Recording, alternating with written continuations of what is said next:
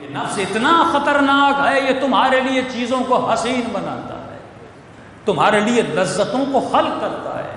اب یہ تمہاری سلیکشن ہونی چاہیے۔ ابن ملجم کی مثال، کربلا کی مثالیں آپ کے سامنے آئیں۔ دیکھیے کچھ لوگ لذت، کل میں نے مثال دی تھی، کھانے کو لذت سمجھتے ہیں، پینے کو حقیقی لذت سمجھتے ہیں، لیکن جب آپ کربلا کے میدان میں داخل ہوتے ہیں تو کیا شب عاشور کھانا تھا کربلا میں؟ پانی تھا کربلا میں؟ بھوک تھی، پیاس تھی، لیکن امام حسین کس لذت کے پیچھے چل رہے ہیں؟ فرماتے عباس ایک رات کی مہلت ان سے مانگ لے، جو حقیقی لذت جس کے پیچھے امام حسین ہے کہ میں عبادت پروردگار عالم کرنا چاہتا ہوں۔ لیکن آپ کو یہ سوچنا ہے کہ میرا موٹیو کون ہے، میرے وجود کے اندر محرک کون ہے۔ موٹیویشن آپ کے اندر پیدا ہوتی ہے نا، تو سوال یہ موٹیو کون ہے۔ ایک مرتبہ مجلس میں آتے ہیں، آپ نے 4 باتیں نماز تہجد کی سنی، آپ کے اندر موٹیویشن پیدا ہوئی، آپ نے جا کے نماز تہجد پڑھی، تو موٹیو کون بنا؟ مجلس بنی۔ لیکن مجلسیں تو 10 دن ہیں، مجلسیں زیادہ سے زیادہ آپ 2 مہینے سنیں گے، لیکن پورا سال جو میں زندگی گزار رہا ہوں، مومن کو یہ سوچنا ہے کہ موٹیو کون ہے۔ تو آپ کا موٹیو اگر نفس ہے تو نفس کن چیزوں کے ذریعے سے موٹیویشن کرتا ہے، اس کے ٹولز کیا ہیں، اس کے اوزار کیا ہیں، وہ کن ذرائع کے ذریعے سے موٹیویشن کرتا ہے۔ تو آج اس زمانے میں سب سے بڑا ذریعہ جو نفس کی موٹیویشن کا ہے وہ کون سا ہے؟ وہ ٹی وی ہے، وہ میڈیا ہے، وہ موبائل ہے۔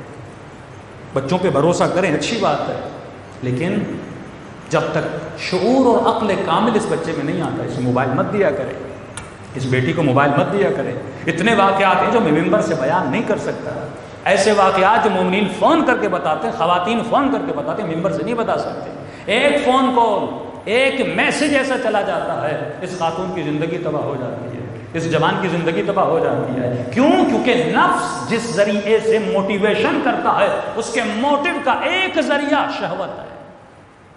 یہ پورا سسٹم ظلم اور دجالیت جو چل رہا ہے، اس کا موٹیو کیا ہے؟ شہوت ہے۔ اس نے ہر چیز میں خاتون کو لا کر کیوں کھڑا کیا ہے؟ فلموں کا موٹیو کون ہے؟ انٹرٹینمنٹ میں موٹیو کون ہے؟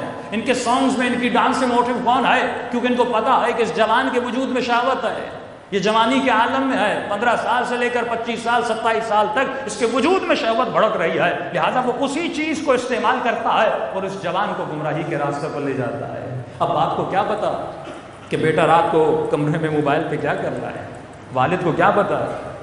اب کس ذریعے سے یہ جوانوں کو گمراہ کرتے ہیں؟ اس کے ٹولز ہیں۔ ٹولز بنا ٹی وی، سب سے پہلے یہ ٹی وی جس چیز پر اٹیک کرتا ہے، میڈیا والوں کو پتا ہے کہ اگر ہم نے لوگوں کے مذہب کو چھوڑا تو جھگڑے ہو جائیں گے، تو وہ کبھی بھی آپ کے مذہب کو نہیں چھیڑیں گے۔ بریلویوں کو چھیڑ لیں گے، بریلوی مولوی بولنا شروع ہو جائیں گے۔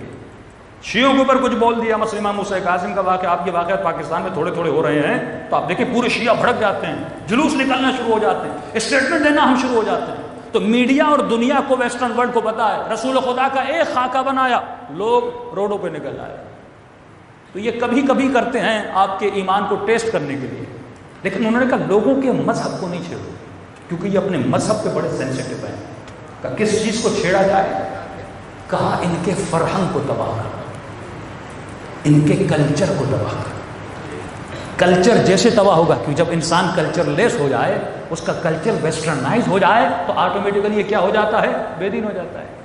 اب اسلام آباد یا بڑے شہروں میں آپ چلے جائیے، لبنان وغیرہ دوسری جگہ پہ خاتون دیکھیں گے، اس نے اسکارف بھی پہنا ہوا ہے، لیکن اس نے اوپر سے ٹائٹ شرٹ اور نیچے سے ٹائٹ جینس پہنی ہوئی ہے۔ تو اس نے کیا کر دیا؟ اس کے کلچر کو مس کر دیا، جو کلچر اسلامی کلچر تھا، جو تصور حجاب تھا، یعنی اس کا اسکارف جو یہ خاتون پہنتی، اس اسکارف کو شریعت کا جز نہ بناؤ، کلچر کا جز بنا دو، یعنی اسکارف فیشن میں آ جائے۔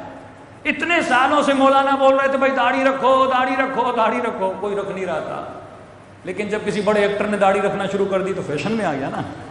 اب جب فیشن آ گیا، ہر کوئی رکھ رہا ہے اور خوش بھی ہو رہا ہے کہ فیشن کا فیشن بن گیا، مذہب کا مذہب بن گیا۔ تو ایسی داڑھی پہ اہل بیت لعنت بھیجتے ہیں جو اللہ کے لیے نہ ہو، کسی ایکٹر کے لیے رکھی جائے۔